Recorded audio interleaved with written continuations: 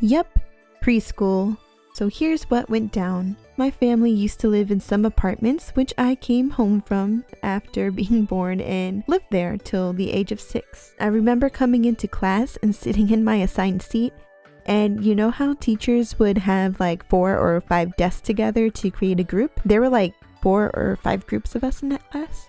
Now, for some reason, I only remember 2 classmates. One was Wayne and the other was Courtney. Now, Wayne was the popular boy in our class, and all the girls said he was so cute and would blow kisses at him. I was really confused. Preschool being my first experience around a group of kids aside from my upstairs neighbor named Rosemary. So, the other girls would be like, "Hey kitty, you gotta do it too." And well, me being the silly 4-year-old who never developed any leadership skills or any skills to express my insecurity about it, and like most kids around in my class, I didn't think much about it, and I gave in to the peer pressure, and I awkwardly blew him a kiss, and to my surprise, he blew me one right back. What other memory do I have? Okay, here's one. This is where Courtney comes in. She was a wavy, red-haired girl, very outspoken and sweet, and she had freckles and blue eyes. She was always playing house with me and a couple of other girls and boys when we had playtime. Me being completely animal obsessed over humans up until the age of like 12, but that's another story on its own, always chose to be, you guessed it, the dog.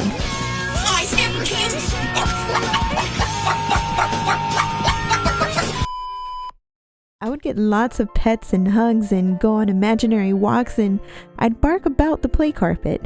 Anyways, that day I came in, we all had work packets to do, and we were given folders to put up on our desks so no one would copy our work.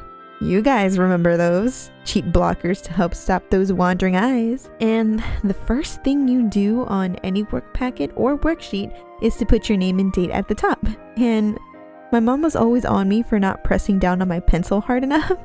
My name wasn't opaque enough, per se. And it was weird because my mom lectured me about it and made me practice it just the day before. So I pressed down on my pencil, writing my name at the top of the packet, and as soon as I finished my packet, I put my folders down and walked up to the teacher's desk and set my packet on the stack of other packets and my folders on the folder pile next to it.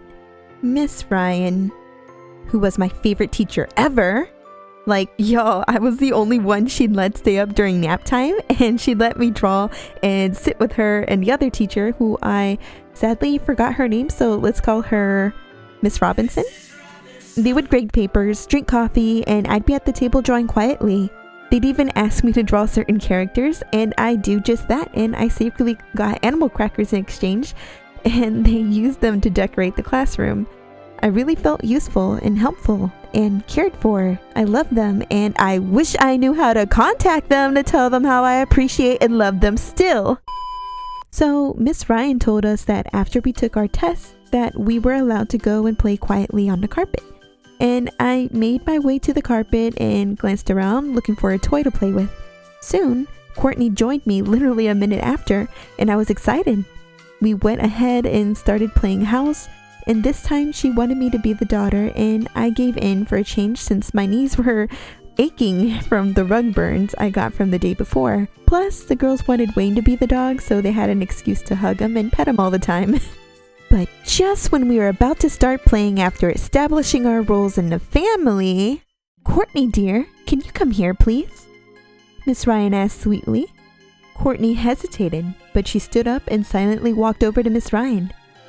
Courtney came back moments later after speaking with Miss Ryan, and she went directly to me, and she had a sly smirk on her face. She said, "Miss Ryan wants to talk to you, and I think you're in big trouble." And I froze in place. I think that was one of my first panic attacks ever because I felt adrenaline coursing through me. I was shaking so bad. I felt my heart pounding in my chest and tears were starting to well up, and I was wondering, what did I do? Mind you, I was 4 and she was my favorite teacher, and I didn't want to disappoint her or hurt her in any way. Teacher's pet, what a loser, kitty! Thinking back now, teachers over the years liked putting me on the spot and put me through counseling because of how extremely shy I was in their classes, so I kind of see why I got that undivided attention from her every now and then. So here I go, stumbling over to Miss Ryan. My knees were weak, palms were sweaty, mom's spaghetti! And I looked up to her as she knelt down in front of me. Hey, kitty, is this yours? She asked me sweetly as she held out a packet. I recognized it immediately. It was my work packet. But there was something different.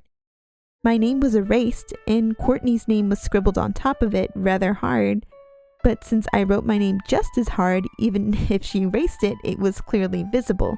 I guess she saw the shocked look on my face as I stumbled over my words fighting tears. Yes, it's mine, but why is her name? I was confused and hurt because she was my friend since the first day of preschool.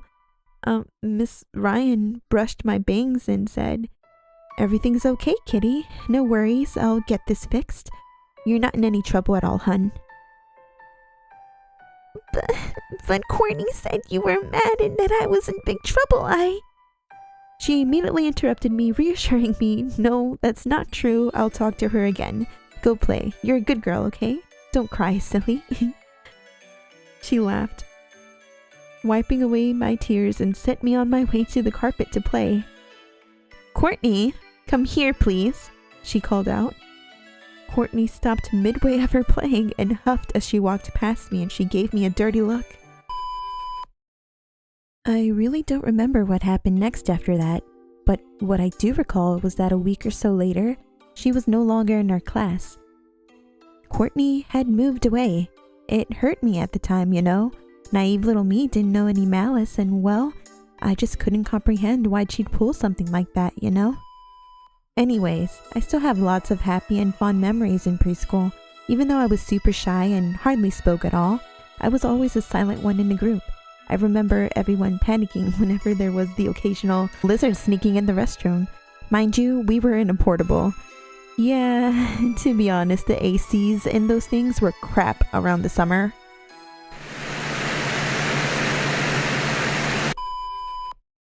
All the kids would panic and make a big fuss, and I, being the quote-unquote brave lizard catcher around my apartment complex because I lived off Animal Planet and I was a huge Crocodile Hunter fan.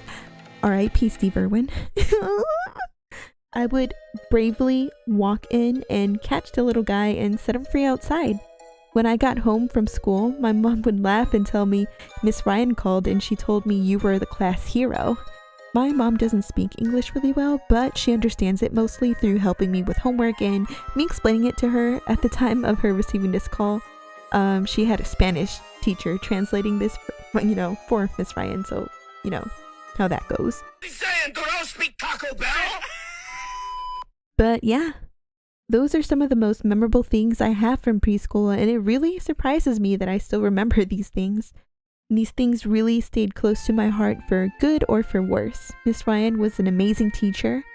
I heard many years ago that she retired, and honestly, Miss Ryan, if somehow you stumble across this video, I just want to let you know, after all my years going through school and multiple teachers, you're still my favorite one of all time. You've impacted me in such a positive way. You were so patient in dealing with my social anxiety and awkwardness, and you made me feel like I was a normal kid, and that meant a lot to me as a kid, and I hold these sweet memories close to my heart. Also, I still have the flowering pot vase thing you gave me at the end of the school year. It's one of my most prized possessions. She was also the main reason I decided to become a teacher myself at one point. Now, I still haven't officially become a teacher. I studied and got a master's certification from a TEFL program, and for those of you who don't know what TEFL is, TEFL, it's an acronym. It stands for Teaching English to Foreign Language. I'm still going through multiple interviews and waiting processes, so I'm still hoping to snag a job. Although they now require a bachelor's degree, so I'm trying to figure out what my options are now. Guys, I'm such a big crybaby. I kid you not. She's a marvelous woman. She truly was an inspiration. I literally have zero memories of her being mad. Guys, she was a super fun teacher. The last I heard of her, she was working at a clothing store at the mall, but she quit after a few years, so I have zero knowledge of her whereabouts now. Well, until we meet again, Miss Ryan. Thank you guys for watching. Hope you all have a wonderful day.